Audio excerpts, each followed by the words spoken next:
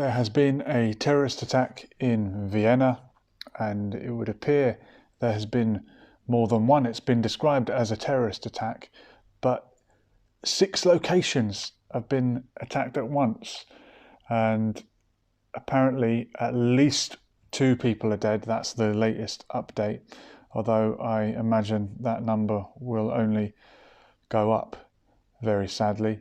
And as ever, when we break these stories as they happen, we don't know all the facts yet, and it's all speculation, but this follows the pattern of an Islamist extremist attack. I think it would be fair to say that. And do you remember this guy? At one point, he was threatening to open the floodgates and allow terrorists into the European Union. He was kind of using that as a bartering chip for people to follow his agenda in Syria. And he said, they panic when I say we'll open the gates. Don't panic. When the time comes, the gates can be open. And, you know, talking of gates, the gates of Vienna are this symbolic, historical place that was on the cusp of the Ottoman Empire. That's as far as Ottoman control got to in Europe. And there's kind of been a paranoia ever since about the gates of Vienna and this enemy being out there. So it's very interesting and of course horrific that this has happened in Vienna. And I'm not blaming anyone in particular until we know the facts. There's Toyton, good to see you. And I don't want to be reading too much into it. As I say, it's early days yet, but there's no coincidences, are there? So there's Erdogan, who's been on the warpath recently, and he's also involved in conflict in Nagorno-Karabakh. He vows to end the so-called occupation there. Aram Karkuk is saying, well done. Thank you, Aram.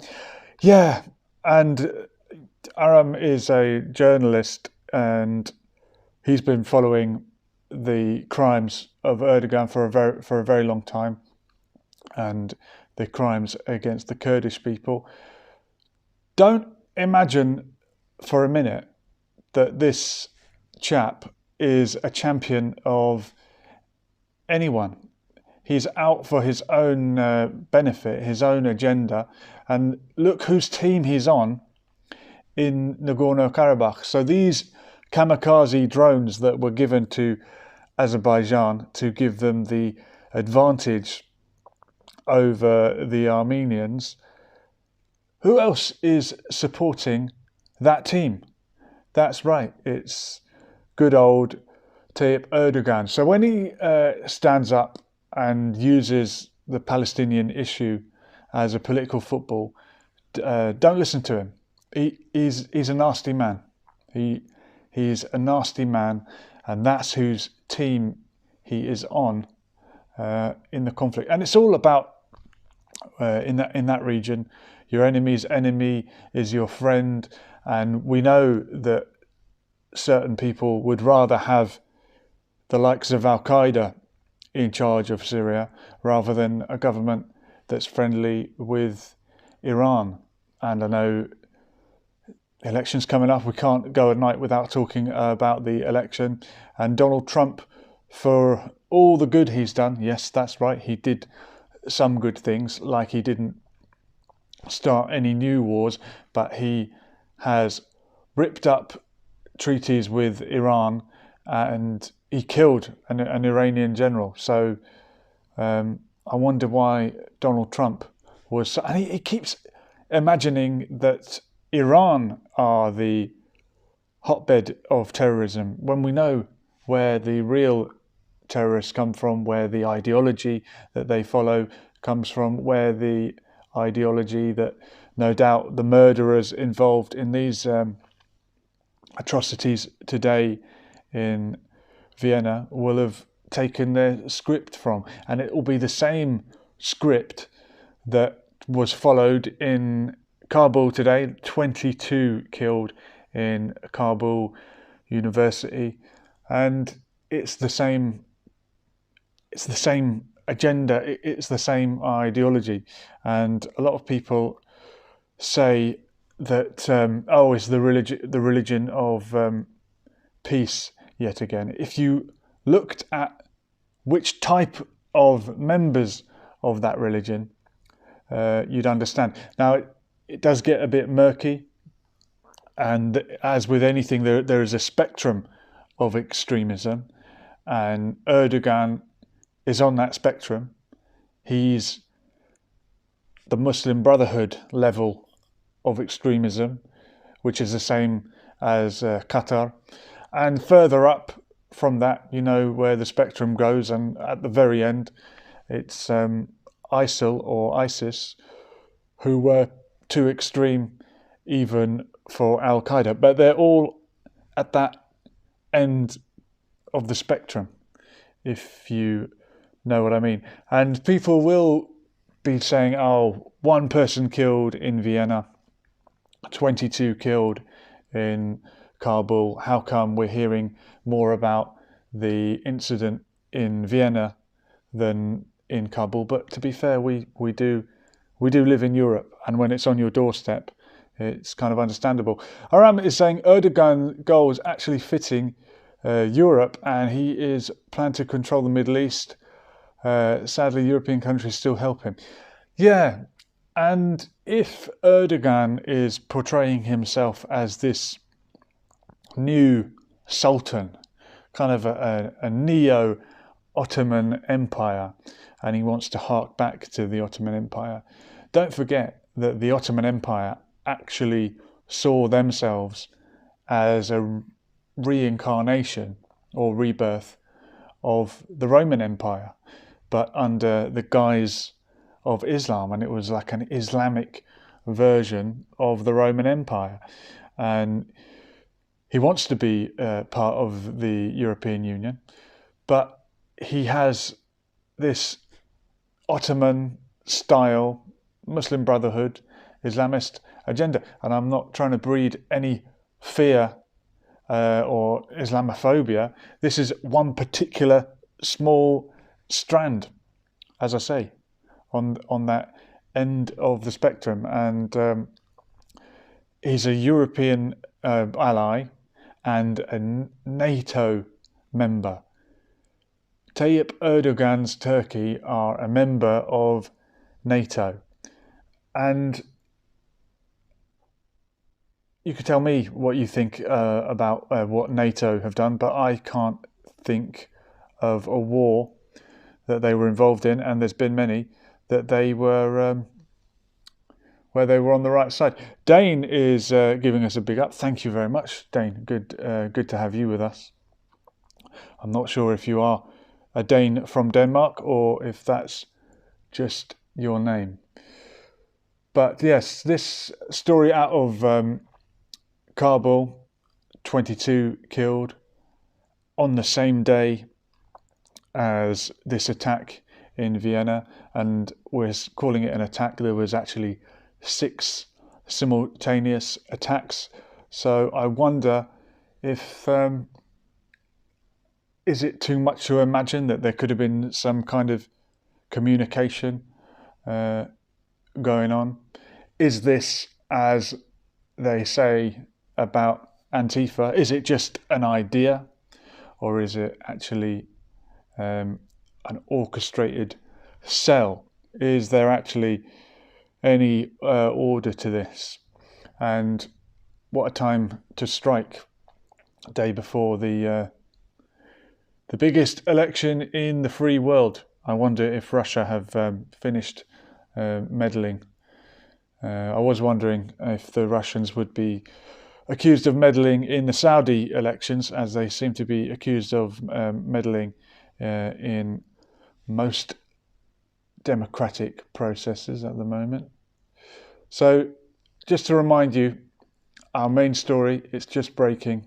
and we don't have all the facts yet, but a number of suspects have launched an assault in 6 locations in Vienna, and it is being described as a repulsive terror attack, and one of the attackers has been killed. I hope we don't get the lunatic tinfoil hat brigade telling us that this is, you know what, all staged crisis actors. Believe me, this is real on the streets of Europe. It's real on the streets of Kabul, and Tayyip Erdogan did warn. He did, you could say, threaten that this would happening. Mark Salis is saying, support from Spain. They will not be able to do this with us. A hug to our Austrian brothers. That's a nice little bit of solidarity there. T for 2 is saying, politicians want war, people want peace. Yeah. And why would politicians want war? Who is it that actually wants war? Who benefits? Cui bono? That's the question we're meant to ask, isn't it? Who gains? And war is, well, it's an industry, but there must be some kind of agenda. I don't know why Donald Trump is the first president in a very long time that hasn't launched any new wars. He was persuaded and dragged into some of the wars that are already up and running, but he didn't start any new ones.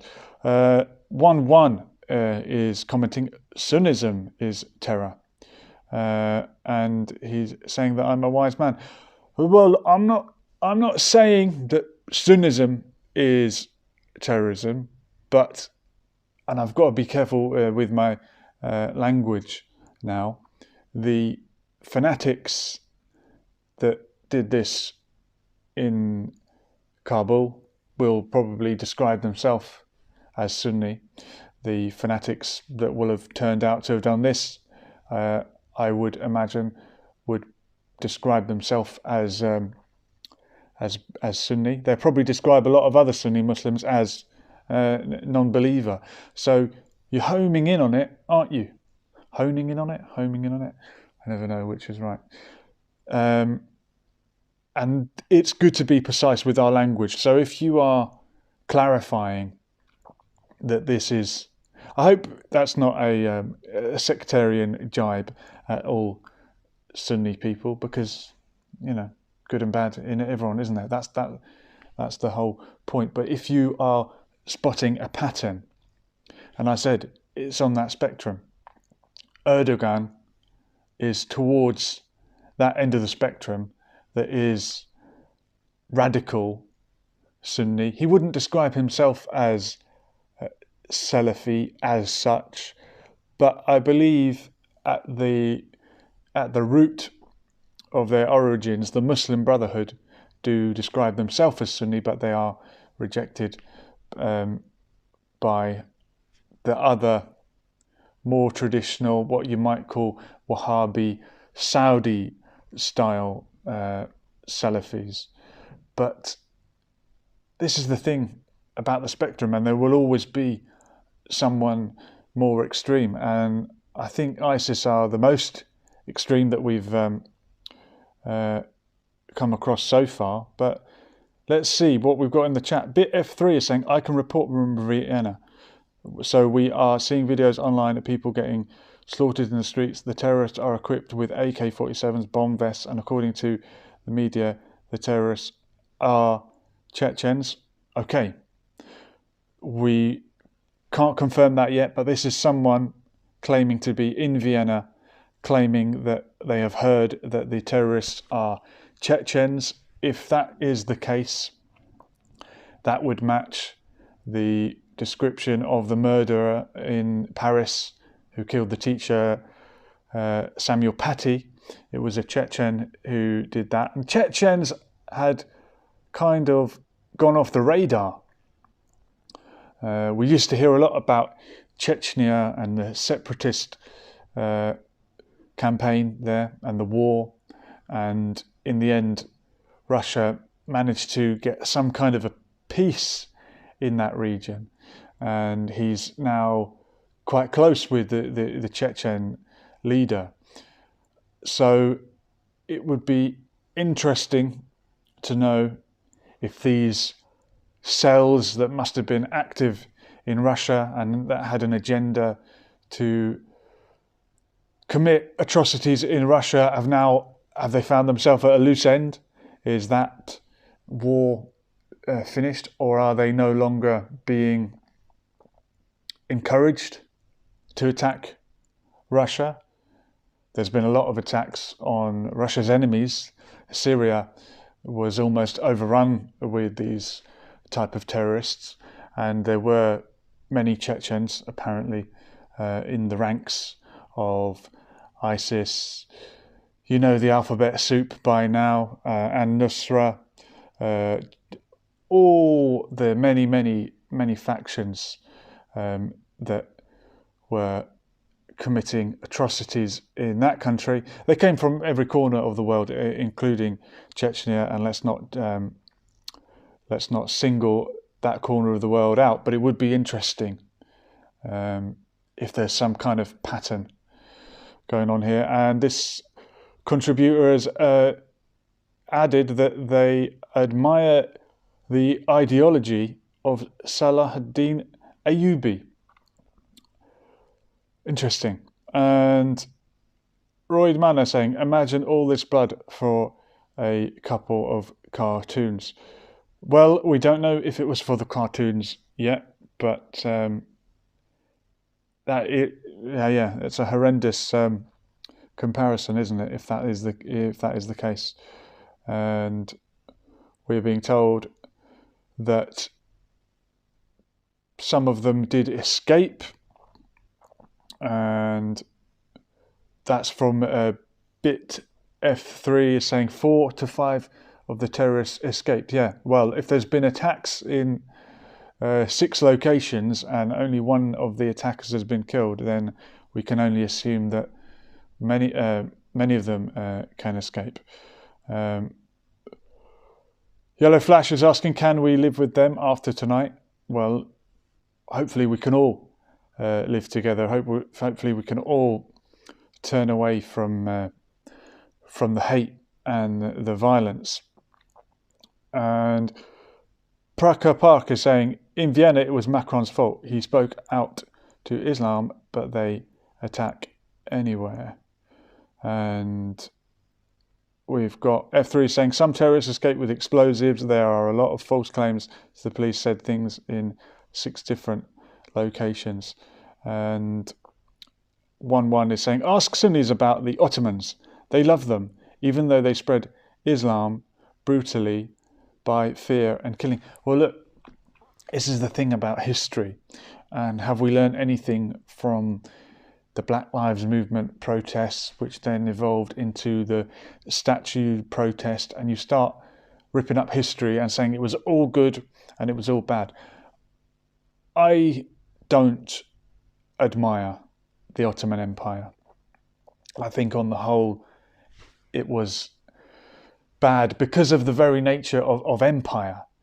Empire is about going to other people's countries, conquering them and forcing them to live under your rule. And I think we need to evolve away from that as an idea of a way to run a country.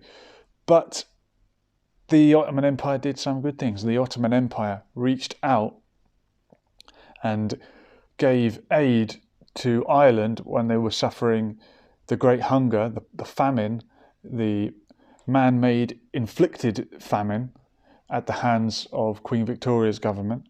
Now, maybe the Ottoman Empire sent aid against the will of Queen Victoria and behind her back because they just wanted to feed some starving people, or maybe it was because Britain was their enemy and they wanted to help their enemy's enemy. I think we can't look at these things in black and white, but there's one example of a good thing that the Ottoman Empire did. I could reel off, and I often do, many terrible things that the Ottoman Empire did, but the clue is in the word empire. And the modern empire is the American / British, although I think increasingly it's been American empire, and all the wars waged in the Middle East that we hoped that Trump would turn away from. So we have to distance ourselves from empire, and these modern empires might not have the title empire, but that's what they are in reality, and that's what it seems like Tayyip Erdogan is striving for in reality, a modern harking back to the Ottoman Empire. And one is picking me up and saying, with that logic, we can also say Al-Qaeda did something good. Well, I'll tell you a good thing Al-Qaeda did, shall I? They defeated communism in Afghanistan, or do we not remember that? Or was communism a good thing? Oh wait, the Soviet Union did some good things and some bad things, didn't it? So yes, at one point, Osama bin Laden was on the front cover of British tabloids as a war hero. He's going to rise up and defeat the evil Soviet Union. That was seen as a good thing. Around the same time, if you flicked over the page, you would have seen another terrorist, Nelson Mandela, and most of the Tories in this country were begging for him to be hanged. So who would have thought? Freedom fighter in the 1980s, Osama bin Laden, is public enemy number one, and terrorist in the 1980s, Nelson Mandela, is softly remembered as that cuddly, peace and love anti-racist, although he also used violence to resist apartheid. And maybe that's a good thing. Maybe that's what you should do. And Royd Mana took the words right out of my mouth. One man's terrorist is another man's freedom fighter. That's right. One man or lady. We have to include everyone these days. And EU president is, I think, calling for a European Trump. I wonder who would be the European Trump. Nigel Farage is thinking of relaunching his now defunct Brexit party as an anti-lockdown party. That'll be interesting. Could he be the European Trump? And does the type of person that voted to leave the European Union automatically come across as someone who would be anti-lockdown? But I wonder if he can square that circle, Nigel Farage. Here's one from PSV Eindhoven, who we always love to hear from. A historian in Holland said, "All that blood we, the West, spilled around the world will get it poured back on our heads." Yeah. And Euro President is saying, just watch the video on my EU Press channel. A little advert for you there, Euro President. We don't mind that. Yeah, I wonder who that historian from Holland was that said we'll get the blood.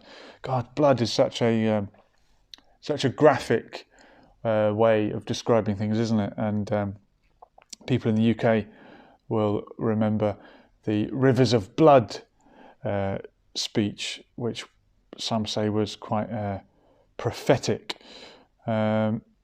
Anything we've missed in the chat? Something in German. Is that German? Schönen Abend noch aber. Schönen, is that beautiful? Good evening. I think he's saying that. I think that's someone saying good evening. We do speak a little bit of German in this on this channel, which served me well when I visited Austria. I was up in the Alps, and there is a refugee population in Austria, and I really hope that this atrocity will not lead to the revenge or the ostracizing, the scapegoating of people from parts of the world where this attacker may be from. We don't know yet. Someone is saying that they could be Chechen, but this is the problem. when we start attributing the actions of one group of people to everyone that looks like them or everyone of their ilk, and you start labelling, we hear it all the time, the religion of peace. And I'm telling you, look deeper, look at which type, because if you're going to go with that logic, you might as well say, oh, blooming monotheists. Oh, who was it who did that? Another monotheistic religion? Go deeper. And the deepest you can go is to look at the individual and try to explain why they took that horrific action.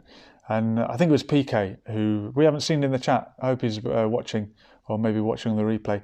He made the point one night very spectacularly that we were all individuals and we're all responsible for our own actions. But this atrocity tonight would appear to be a coordinated attack. It's not a lone wolf. It's not one deranged individual. It would seem to be a team of sick individuals. And Zealand Zen is saying at least 7 reported dead. Now, when I was putting this together and doing my homework, the early reports were that there were 7 dead. And then when I updated it, and when you go on BBC News or whatever it is, and you get up to the minute coverage, it then reduced that number to, I think, 2, including the attacker or one of the attackers. But we're also being told that someone has blown themselves up. So we don't know yet, but I can imagine that the number of fatalities is only going to rise, as it often does with these things. EU president is saying if Biden wins, this is the scenario for USA. Good luck, Americans. Why would this happen in the USA if Biden wins? And do the people that carry out these kind of atrocities, do they really care who wins? Or do you mean that's a border issue, and if Biden pursues open borders, more foreigners will come to the USA? Imagine that. Foreigners coming to America. Surely not. Dave is saying, same goes for a Trump win, by the way. Yeah, look, is this a no-win situation? And I did make the point the other day about France and France's history, and did not taking part in the Iraq war do them any good at all? Apparently not. Has France's role in Syria done them any good? Because remember, Macron, in the whole Syria situation, was very much on the side of these Al-Qaeda types that we've mentioned before, the people on that end of the spectrum, the Erdogan end of the spectrum, and he was arming and funding Islamist fanatics in Syria and saying, go, do what you do best, but do it in Syria. Don't do it in our country. So it's not that France or Macron have a problem with Muslims. They're very friendly with some types of Muslims, with some Muslim governments, with the likes of Saudi Arabia, with the allies in the region. But then you get someone like Erdogan who wants to capitalize on a situation and use it as a good bit of propaganda. Popcorn Seller is saying this will influence the US election results for sure. Well, it won't influence the postal ballots that are already in, and a huge number of postal ballots are already cast. So I wonder, is it a foregone conclusion? Because whatever influenced this event, or if someone does something tomorrow, or if Donald Trump cause some terrible clangor tomorrow, will it actually make any difference when they go to the polls, as many people have already been to the polls? He has been hitting it hard on the propaganda, Donald Trump. I have to say his YouTube channel has been uploading thick and fast little funny snippets. I saw one today of Kamala Harris missing her cue to come on stage by about 65 seconds. They said, "Introducing the next Vice President, Kamala Harris," and then the music went, and it was one of those sort of awkward moments. Where's the bride? Yeah, Frank the Ant is summing it up. He says both Biden and Trump are pretty bad. They are pretty bad, aren't they? And if you keep voting for the lesser of two evils, you will keep getting evil. Airtime. Evening to you. A new subscriber, very good analysis. Thank you, Airtime. We do our best here. The real analysis is in the chat. I want everyone to share their opinions, and we've got someone on the ground in Vienna, which is great. And Muhammad Ali, late to the party, is saying, what did the attack have to do with Erdogan? I don't understand. Well, a while ago, and several times, Erdogan threatened to unleash immigrants on the European Union. And it was kind of a dog whistle to say, well, you know that I'm harbouring some terrorists here, because of course he unleashed terrorists into Syria, didn't he? And very unfortunately, the attacker in Paris was a refugee, that one from Chechnya, but the floodgates in Syria, if you look at where the terrorists took control in northern Syria, it's all border areas, and Damascus was held by the regime. And by the way, just because I'm against the invasion and the insurrection in Syria, don't think that I think Bashar al-Assad is perfect. He's not. None of the dictators in the Middle East are perfect, but I know when to recognise the lesser of several evils, although we just said if you keep going for the lesser of two evils, you will keep getting evil. Popcorn Seller saying people will be motivated to vote out of fear. And I did notice that the Biden campaign are very much not promoting people to vote for Biden. They're just kind of saying, get out there and vote. Some of their campaign posters don't even have his name on it. And it's very much a case of anyone but Trump, orange man bad. And someone put a good tweet out the other day, and they said, tell me why you are voting for Joe Biden without using the word Trump. And I replied, because I don't like Donald. And this election is it's very sad state of affairs if America are having to acknowledge that it's a choice between dumb and dumber. And here we have a comment from someone whose name is in the Cyrillic script, so I cannot read it. Sorry about that.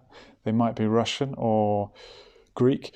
One of the attackers was Albanian from Kosovo, and EU support narco and organ trafficking, so-called independent Kosovo stolen from Serbia. Okay, I see that you might be a Serbian. Yeah, Kosovo was declared an independent country overnight without any consensus, without any consent from the surrounding countries.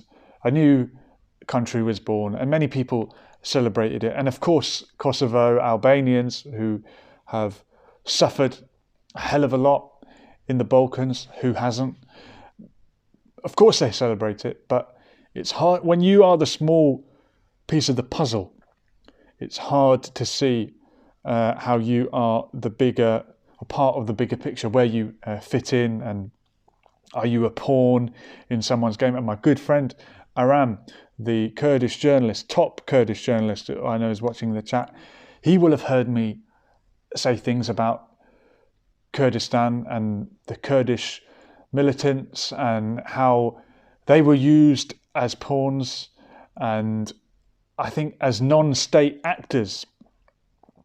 They've been very much used because a non-state actor is very easy to manipulate. People who desperately need something, and the Kurdish people desperately need something, they're going to do anything you say. If you'd say, I'm going to help you get a Kurdistan, they'll go and fight against Assad. Many of them changed their mind when they saw what was going on and realised, how can we be on the same team as Al-Qaeda? So you've got to be very careful about being a pawn in anyone's chess match. And Vladimir Putin is very good at chess, I'll have to say. And we've got another update from David saying Assad is needed. Yes, I think Assad is needed. He's not perfect, but his enemies are frightening people. And Muhammad Ali Karaka is saying, maybe he unleashed immigrants to Europe, but if we watch the situation in Turkey, the Turkish people live with more than 5 million immigrants, and Turkey don't have a big problem with terror. My friend, Turkey has had the most terrorist attacks, pound for pound, in the last few years, more than anyone else. Turkey is being hit with terrorist attacks by Kurdish separatists and Islamic extremists because Erdogan brutalizes the Kurdish people and he allows extremists into his country who are then too extreme even for him. And if you think Turkey don't have a problem with terrorist attacks, then you are obviously not watching the Turkish news. But maybe that's the thing, isn't it? We talked about news values earlier on, and a terror attack in Turkey, down there on the border in Rehanli, where I was in 2014, working with Syrian refugees, teaching them boxing. Actually, it was great fun. You don't hear about it if there's a terrorist attack down there, because Turkey, it wants to be in Europe, but it's not really, is it? And Turkey it's a transcontinental country, and it's stuck, and it's been stuck since the Young Turks Revolution. Does it want to be a European country? Does it want to be a Middle Eastern Muslim country?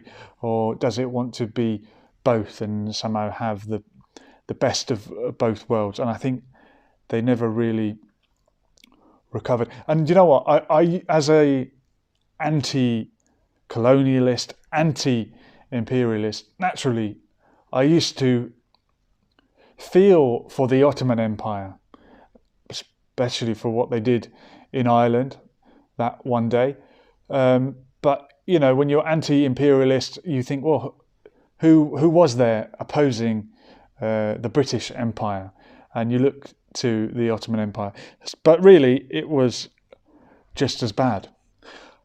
And then you can imagine that the Young Turks Revolution was somehow a great thing, and the secularization and the modernization and doing away with the idea of the Ottoman Empire. But then if you just become a nationalist country, and if you've become secular but then decided to be nationalist and racist instead, I mean, what good is it?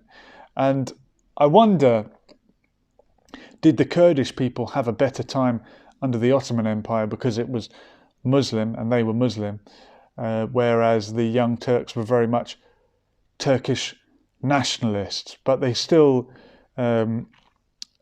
stampeded people out of their own ethnic homeland. Sia Kobe is saying, "You're not American. Stop being such an obvious Trump supporter." I wonder, is that directed at me? Obvious Trump supporter? Surely not. Henry Rollins is saying, bad karma comes back, Europeans. Does it? Well, we hope that we can create good karma, and let's try and strive for peace. Henry Rollins saying Europeans are Europeans, politicians, people, kings, servants. It's all the same. Is it? Surely the ruling class are a different breed, aren't they? And from our friend who might be Serbian, he is saying, he or she, in Turkey is also war between so-called grey wolves led by Fethullah Gulen and Erdogan's group, beside Kurdish fighters for freedom. Now, I wonder who these grey wolves are. Are they Turkish nationalists? Are they Kurds? I'll have to look up on that. Here's one from T42 saying most politicians should be in jail. Yes, and if you remember 4 years ago, I know it's a long time, some of us have a short memory, Donald Trump famously said to Hillary, "You'd be in jail." That was one of his election promises, along with building the wall. It was put Hillary in jail. Now, we'd all like to see Hillary behind bars or behind a jail, but it's not happened, has it? And then as soon as it was over, it was like a boxing match. I don't know if you watched Derek Chisora and Usyk the other night. They were very respectful afterwards, but brutal in the ring. And as soon as the match was over, as soon as Donald Trump had won on points, not by a knockout, he was saying, "Oh, I didn't want to put Hillary in jail. They're decent people." So maybe it's all pantomime, isn't it? It's all fun and games. Mohammed Ali Karacha saying, so you are saying that Turkey have problems with terrorist attacks from Muslims, but also mentioning Erdogan and saying he is involved. Is he with the terrorists or not? Well, I'm not saying he's involved. I'm saying he predicted this would happen. He threatened that this would happen. And if you have a very, very aggressive dog and you set it on someone and you let it off the lead and you say, "Go, attack," it might bite your opponent. But if you haven't trained that dog very well, or if it's a rabid dog, like some of the ISIS extremists, it might come back and bite you. And that's what's happened to Tayyip Erdogan. He has been bitten by the rabid dogs that he tried to set on other people. And EU President is saying Erdogan supports an anti-EU atmosphere. Does he? But he wants to be part of the EU, doesn't he? And I take you back to the point about the Ottoman Empire actually being a rejuvenation, a reinvention of the Roman Empire. And of course, Constantinople, which they call Istanbul, was actually known as the Second Rome, or Rum, as it's mentioned in the Quran. And the original inhabitants of that region and all of Anatolia, Asia Minor, are ethnic Greeks, but they would also describe themselves as, in some sense, being Roman, being descended from the Byzantine Empire, this Eastern Roman Empire. Here's a good update from our Serbian friend. Grey wolves are from the time when Kemal Ataturk secularized the country. They were against secularization. They are on the hard Islamic side. That's interesting. So they're not Erdogan types, but they're a different group that want to hark back to the Ottoman Empire, and they've survived that long. That's interesting. Grey wolves. I wonder why they got the name Grey wolves. And you can understand why people would have been against the reforms. I mean, one of the reforms that sticks in my mind is the complete changing of the alphabet overnight. I know it sounds a little bit frivolous, but overnight Turkey went from reading and writing in the Arabic script to adopting the European Roman or Latin script, as it's known. And you've created a generation of illiterate people in one day. Can you imagine if tomorrow you had to start reading and writing in Arabic if you cannot already? You'd have a job on your hands, wouldn't you? So and we've got a similar problem now. Not as much, but a generation that will have lost a whole year at school because of the emergency that we've had in this country and in many countries. So what knock-on effect will that have? A whole year almost lost of education, although we are back in schools, by the way. Schools are open for business. What knock-on effect will that have down the line, and what knock-on effect did the secularization of Turkey have? And when you drive something underground, you don't get rid of it. And I often compare Russia and Turkey. They went through similar processes at the same time, this forced secularization. And the Russian Empire that became the Soviet Union did away with religion. Religion was not allowed.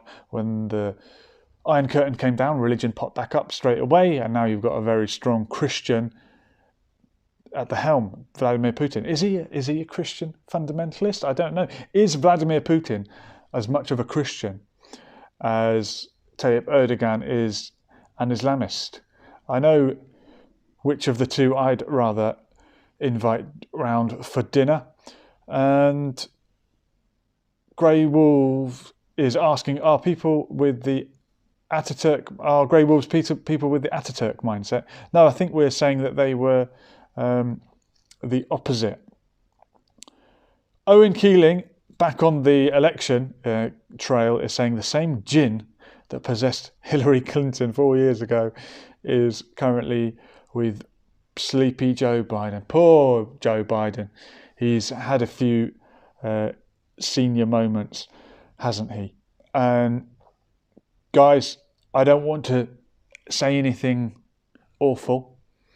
He says, what are the odds that 77-year-old sleepy Joe Biden wins on Tuesday, tomorrow night, and then within a year, for whatever reason, we get Kamala Harris stepping into the shoes and taking over? Could the first female president of the United States be unelected?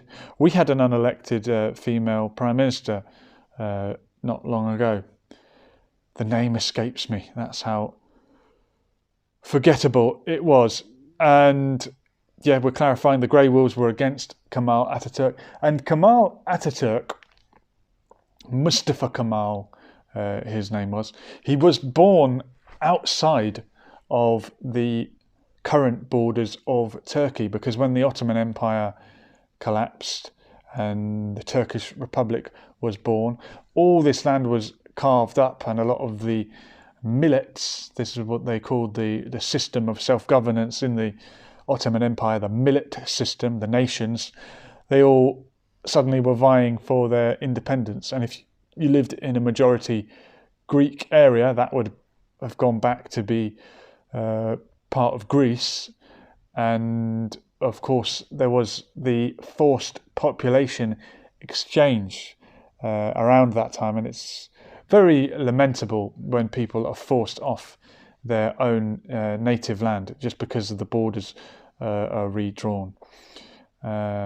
Much like you've got people of Mexican heritage in the southern states in America, in Texas, who say, we didn't move, the border moved. And you find yourself living outside your ethno-state. And the same in the Balkans, and that we've got a name for it, haven't we? Balkanization. But this is why I think maybe, and I don't have an alternative, but is the idea of the ethno-state and the nation-state, is it outdated? And we've said on this show before that, it's only a couple of 100 years old, the idea of a nation-state. Mark Salas is in the comments, he's saying, in my opinion, I believe that if Trump does not win the election, it will be the end of the West. Furthermore, the Wild West is that Europe has to make a change in its immigration policies. It is urgent. Well, Europe is drifting away from making collective decisions, isn't it? You've got the European Union, but you've got places like Hungary and Poland who are drifting away from that, and they want to be this ethno-state. Maybe they are in regions where that is conceivable, or it seems conceivable. But if you've travelled across Europe, as I have, you will see that countries, although the border is precise, and often it's not. I mean, some borders you drive across it and you don't even know you've crossed it. They sort of merge into each other. And if you move across, for example, Ukraine, notice I said Ukraine, not the Ukraine. You go from very Russian areas in the south, in the east, in Odessa, down by the Black Sea, and across you move until you get to Lviv or Lvov, however you like to call it, and the culture is becoming much closer to what we recognise as Polish, the architecture certainly, and that's a beautiful thing. I think we shouldn't have to necessarily divide things up and say my country ends here and your country ends there. But then if you don't have borders, do you have a country? There are some countries that insist on refusing to define what their borders are. Henry Rollins saying, common people let the ruling class do what they want to do. Europeans cause too much pain around the world. It's time to counterbalance karma. Well, I don't know if you're a Hindu, Henry Rollins, but you're certainly a believer in karma and what goes around comes around. Here's an interesting one from our friend whose name I unfortunately can't read. I'm so sorry that I can't read the Cyrillic script. The masterminds behind the Pope John Paul II assassination attempt in 1981 were grey wolves, and member Mehmet Ali Adja tried to do it. That's right, and Pope John Paul II forgave that man, didn't he? Quite remarkably.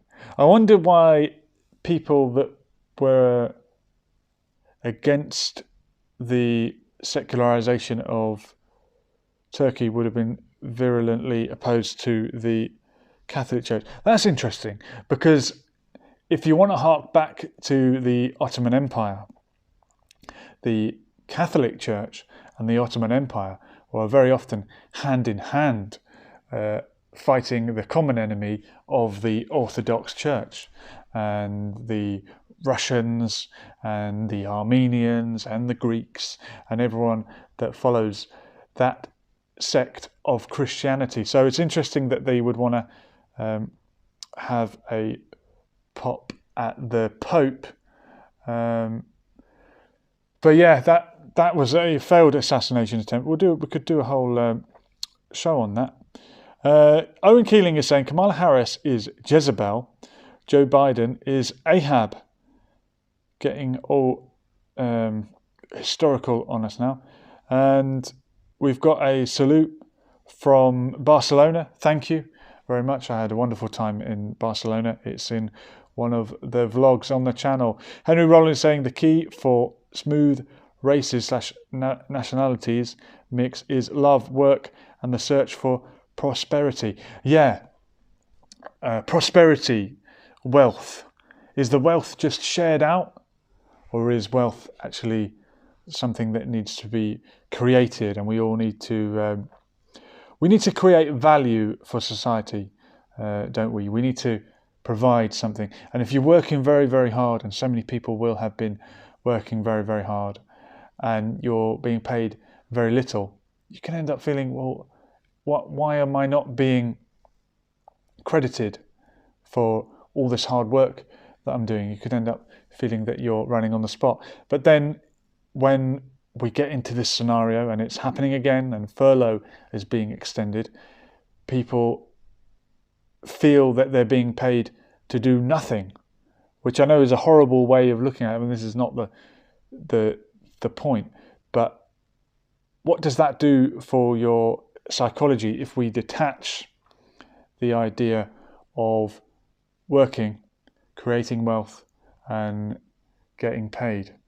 But that could be show for another night. Henry Rollins is imploring me to read his previous comment. I hope it hasn't been deleted.